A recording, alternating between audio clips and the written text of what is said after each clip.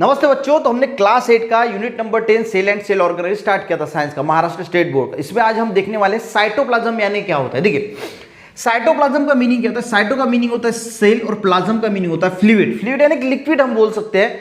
तो जो सेल के अंदर जो लिक्विड हमें मिलता है उसी को हम क्या बोलते हैं, साइटोप्लाज्म। समझ में आ गया। साइटोप्लाज्म क्या है, एक फ्लूइड है।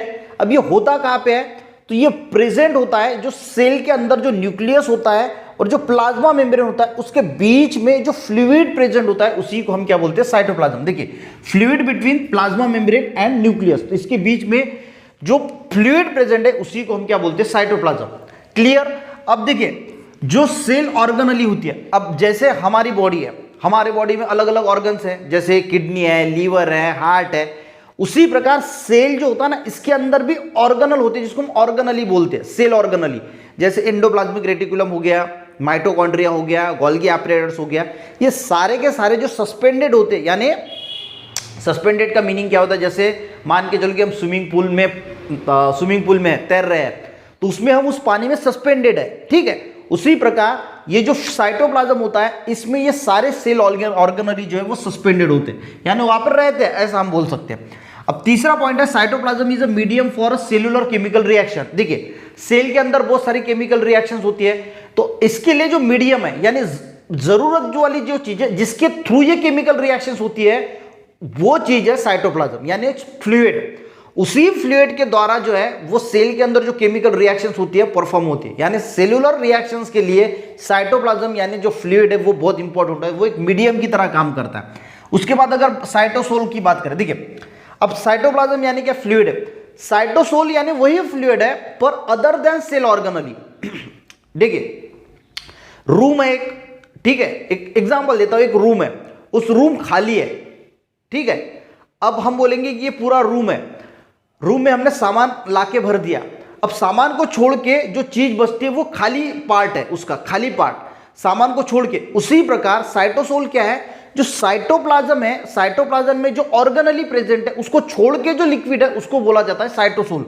यानी देखिए, साइटोसोल क्या है, the part of cytoplasm other than organelle. यानी मान के चलो कि ये साइटोप्लाज्म है, इसके अंदर जो भी चीजें प्रेजेंट है उसको छोड़ के जो फ्लूइड बाकी चीज बचती है, जो पार्ट बचता है उसको हम क्या बोलते हैं, साइटोसोल। यानी साइटोप्लाज्म में जो सेल ऑर्गेनली प्रेजेंट है उसको छोड़ के जो पार्ट बचता है उसको बोला जाता है साइटोसोल।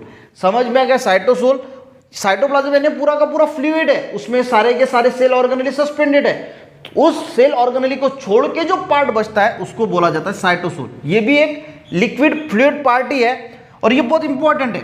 इसमें क्या होता है, जो अमीनो एसिड, ग्लूकोज, विटामिन है, ये स्टोर्ड रहते हैं, ठीक है, किसमें, साइटोसोल में। समझ में आ गया। साइटोप्लाज्म क्या है, एक फ्लूइड है, प्लाज्मा मेम्ब्रेन और न्यूक्लियस के बीच का। बहुत सारी जो मेनी सेल ऑर्गेनल्स है वो साइटोप्लाज्म में सस्पेंडेड होती है।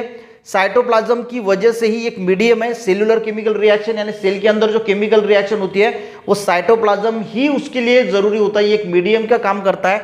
और साइटोसोल क्या है, the part of cytoplasm other than organelle, यानी ऑर्गेनली, सेल ऑर्गेनली को छोड़ के जो पार्ट बचता है उसको हम बोलते हैं साइटोसोल। और इसमें ये बहुत वाइटल सब्सटेंस है, वाइटल यानी इंपॉर्टेंट सब्सटेंस है, जिसके अंदर अमीनो एसिड, ग्लूकोज, विटामिन जो है वो स्टोर्ड फॉर्म में होता है। अब प्लांट सेल और एनिमल सेल में साइटोप्लाज्म को देख लेते हैं। एनिमल सेल की अगर हम बात करें तो ये जो साइटोप्लाज्म होता है ये ग्रैन्युलर के फॉर्म होते हैं, मोर ग्रैन्युलर, यानी इसे स्पॉटेड, ग्रैन्युलर का मीनिंग स्पॉटेड, माइक्रोस्कोप से देखोगे तो आपको ऐसे स्पॉट दिखाई देंगे, उसको बोला जाता है ग्रैन्युलर, ऐसे ग्रैन्युलर फॉर्म में होता है और डेंस होता है, बहुत डेंस होता है वो फ्लूइड, वो साइटोप्लाज्म।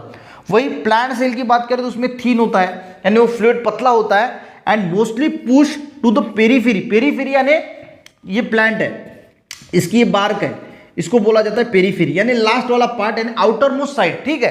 तो जो सेल है तो इसका जो ये पार्ट होता है इसको हम पेरीफेरी बोलते हैं। तो इसके अंदर, प्लांट सेल के अंदर आपने देखा होगा कि एक लार्ज सेंट्रल वॉक्यूल प्रेजेंट होता है।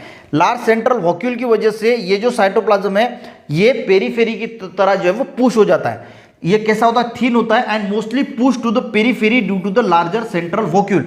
बीच में एक सेंट्रल वॉक्यूल होने की वजह से वो पुश किया जाता है पेरीफेरी की रीजन में, यानी जो आउटर मोस्ट रीजन होता है सेल का, जो आउटर मोस्ट यानी जो लास्ट वाला पार्ट होता है वहां पे उसको पुश किया जाता है। तो ये साइटोप्लाज्म के बारे में समझने की कोशिश की बच्चों। नेक्स्ट इसमें सेल ऑर्गेनली जो है उसको समझेंगे। हम थोड़ा सा पार्ट बनाते हैं पर स्टेप बाय स्टेप चलते हैं। रेगुलरली अगर आप मेरे वीडियोस देखते हैं तो आपको पूरा साइंस के यूनिट जो है वो कंप्लीट यहाँ पे करके मिलेंगे। वीडियो देखने के लिए बहुत बहुत धन्यवाद। मिलते हैं नेक्स्ट वीडियो में, तब तक के लिए जय हिंद।